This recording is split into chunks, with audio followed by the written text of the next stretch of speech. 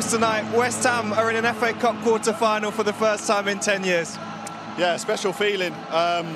Go back to the QPR game where our season kind of, I don't want to say started, but we knew that was the chance to really turn our season around and give us some confidence and give us belief. And we've done that in the Premier League. We've picked up good results. We've picked up good points. So tonight was the same thing. It was important to put in a good performance. We knew it was going to be a difficult game. I think that's every cup game we've had has gone to extra time now. But you know, we want to get to the final. We want silver at this club. It's, you know, you can see it up there how many times they've won the FA Cup, and you know, it's a dream of mine to win it. Of course, we've got a long way to go there, but tonight is a really, really big night for everyone involved. Up to this point, it's been a difficult season for West Ham, but seeing what this result today means for your team and your group, what could today do for the rest of the season? As you can probably see, you know, confidence comes from winning games. Okay, we didn't win the game on the night, but we won it on penalties, which makes it, you know, a little bit more special to enjoy it as a team. You know, the goalkeeper, Fon, saved a penalty. The lads put their penalties away really well, and you can hear it and see it. You know, we haven't been good enough this season, but we're coming into the real business end of it now. We've got a big game coming up on Saturday. We're into the quarterfinals of the FA Cup. You know, things are on the up for us, but we have to keep doing it. We have to keep demanding it and keep raising the level. And a home tie to Leeds. That Wembley Arch is looking close, isn't it? Yeah, but listen, Leeds are a really, really good side as well that will want to do well in the FA Cup. But, you know, we see what we've done at home today against the Premier League side. So that's whenever it is. You know, we have two really big games coming up before international break that we want to go and get maximum points from. But now, you know, it's important to rest up because 120 minutes is never good for the legs for anyone. But, yeah, rest up, play the game on the weekend, play against Aston Villa, and then go into international, hopefully with two results. Have it all their own way tonight. Should we have a look at the goal that forced it to extra time at first? Yeah, I mean, I thought first half, we thought Nuno was taking a bit of risk with the 7 changes, but first half they was very, very good. Brentford were coming into the game at this stage, Glenn, got down the outside, and listen, I don't think there's no complaints there. I think it's a great ball in.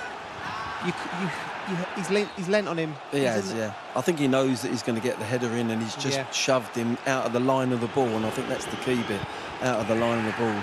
Thiago there is as safe as anything on a penalty, isn't he? Just look, a little stutter, looks at the keeper and goes the opposite way. He's a great penalty taker. He is, very, very much so. We should have known that was going to set the tone for the night. Jared had a penalty in the first one, and then Thiago had another penalty. Eventually, nothing happens in extra time. Well, Axel Disasi almost won it for West Ham in extra time, but it went to penalties. What was Dango Ouattara thinking? Oh, it's the $1 million question, Beck. He looked so confident. He took his time. He looked in complete control, and he done that. And it's just, it's unexplainable, Glenn. Joe, we were behind the goal and we looked at each other. It took so long.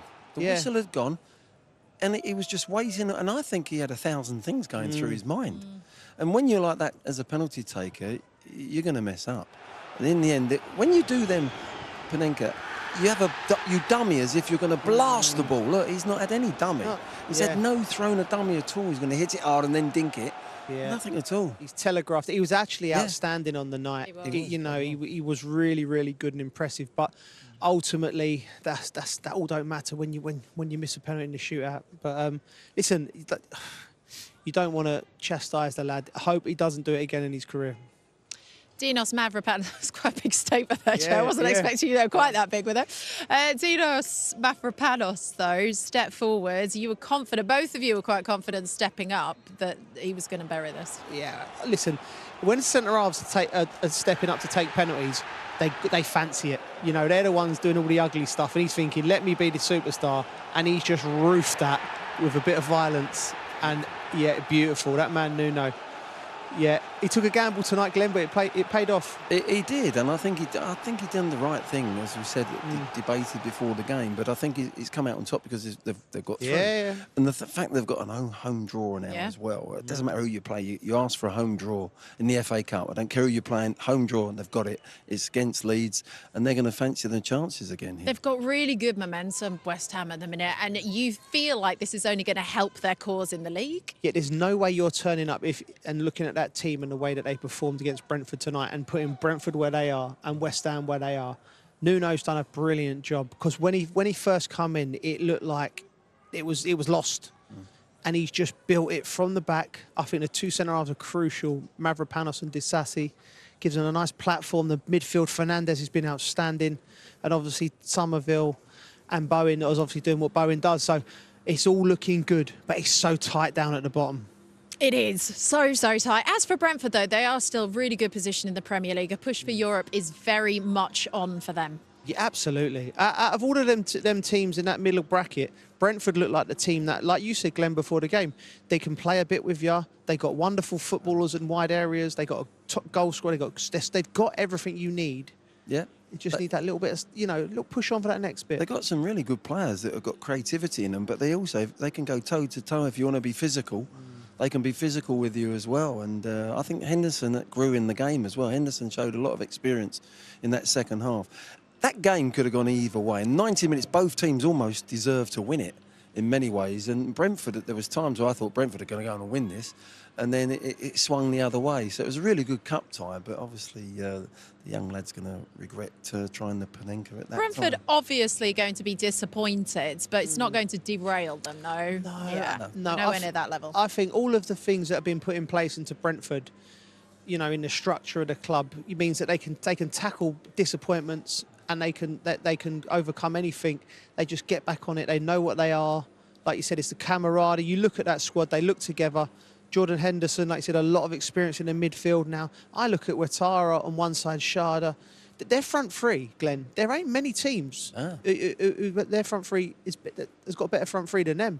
So this is Brentford Football Club, and it's a disappointing night for them tonight, but they are moving in the right direction. Yeah, it certainly has. For Keith Andrews, how do you think he would react to this? You know him as a person, as a character? He'll be disappointed, of course, he's a winner, but, to go to... He'll be pleased with the way they've played tonight. I think they as an away side, they created enough. They defended. I thought the two centre-backs as well, they got caught 1v1 because they pushed their full-backs up. But particularly in that 90 minutes, they coped with the 1v1s. Somerville was running, Bowen was running, and they coped with them. And he'll be delighted with facets of the game.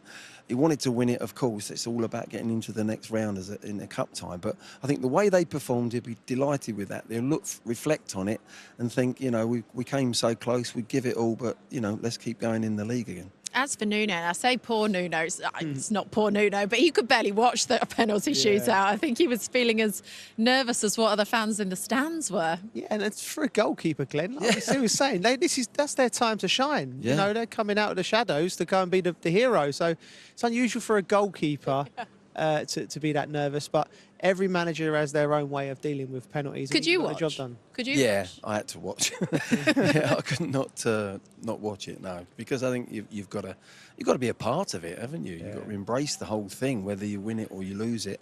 It's a part of being, a football manager.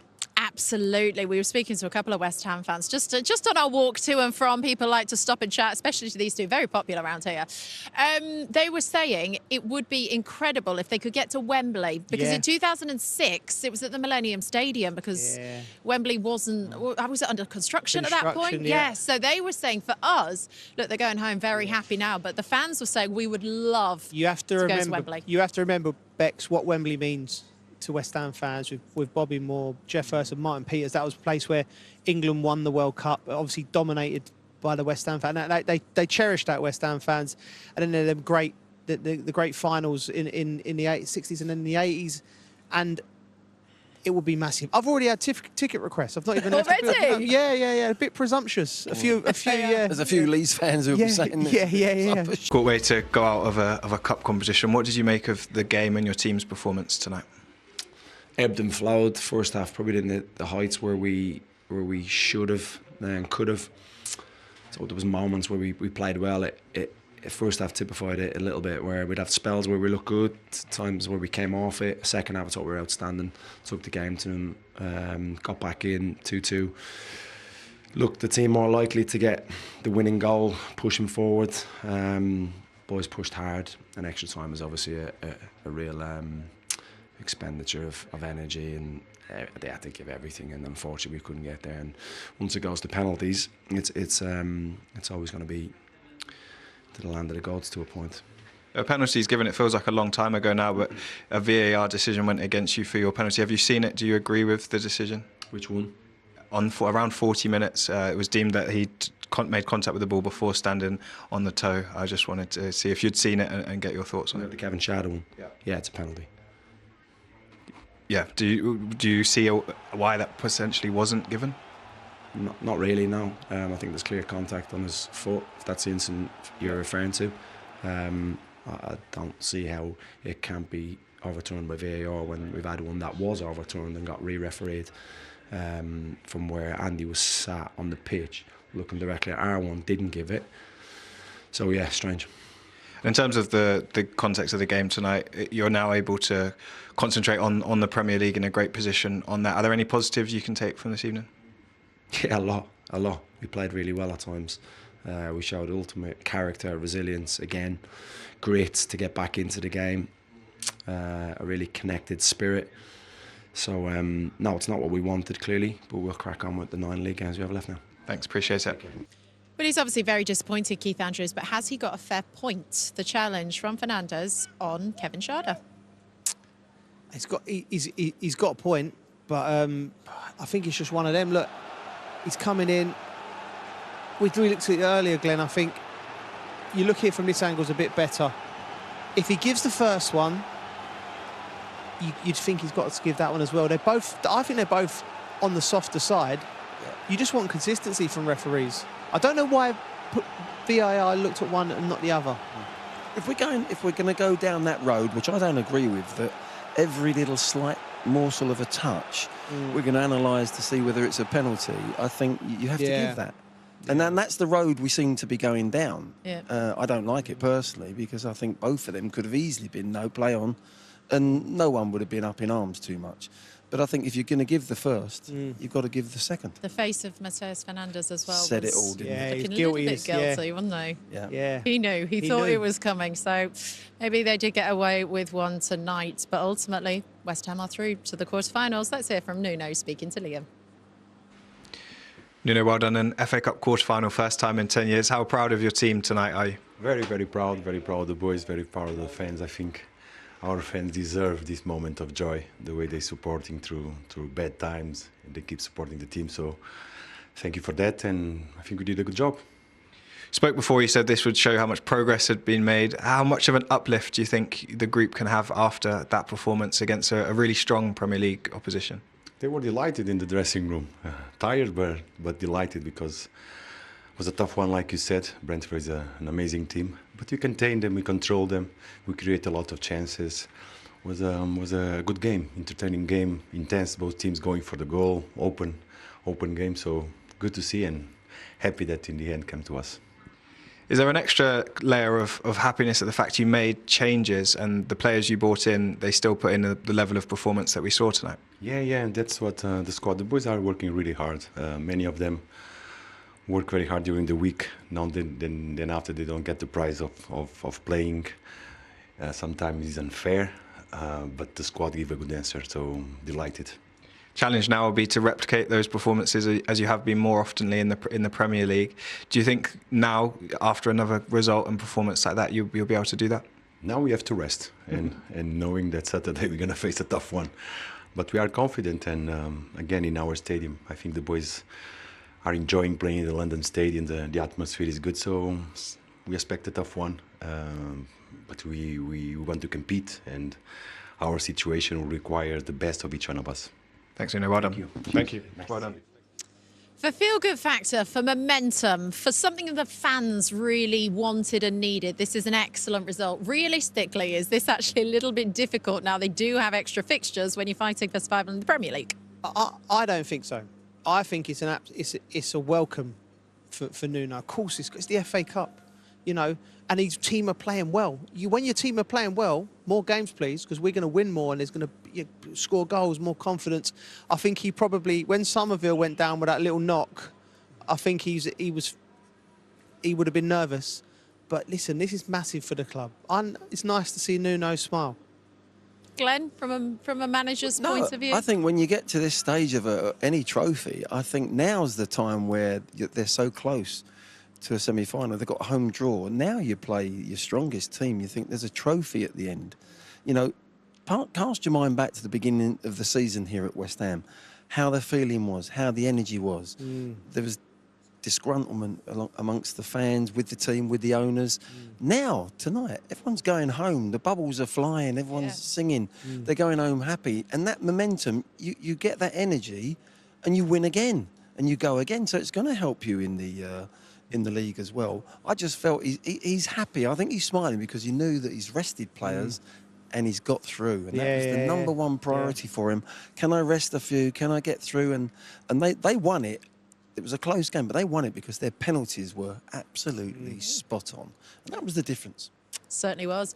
Joe Cole, you picked a draw for us earlier for the quarterfinals. Well, you were part of the draw, yourself and Joe Hart. Yeah. So we now know that West Ham at home will face Leeds United. Good game there.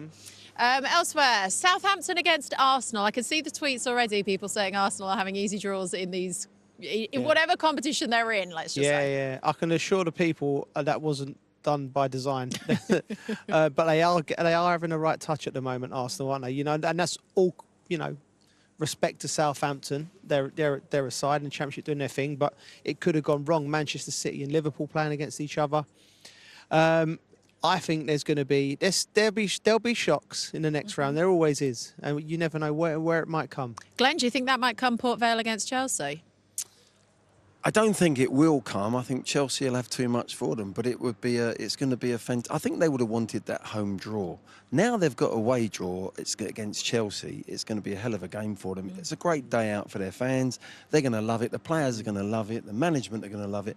If they get beat 5, who's going to worry about that? Yeah. But if they go there and they take them to extra time, and they can actually turn them over, that would be as good as anything. Macclesfield probably has eclipsed everyone, but at the end of the day, that would be some result. And but it's a free hit for them, and it's the FA Cup. They're playing for a place in the semi-final. I'm intrigued to know because I feel like it's quite it splits opinion. The semi-finals at Wembley. Does Wembley mean something? I would personally not do the semi-finals at Wembley. Okay. Because I think everyone we want to overindulge and want everything. Wembley should be the final, and it should be it's still a privilege to get there in a semi-final, but it should be like this thing that there's no need to do. You don't need to do it for the semi-finals. They're great at Villa Park and Old Trafford and things like that, but West Ham fans won't thank me. Like I said, the 2 or 3 ticket requests I've got already, just in case they're getting in early. So it's exciting. Glenn, for you? Yeah, I think the final should always be Wembley. Semi-finals are great. The only problem is some of the semi-final Villa Park and I played at Hillsborough once and Villa Park. The pitches are not great, so that you gain with the pitch at Wembley, playing on a good surface semi-final. But the final should be at Wembley. That's what you go for as a kid, all them years. But that's not going to change now.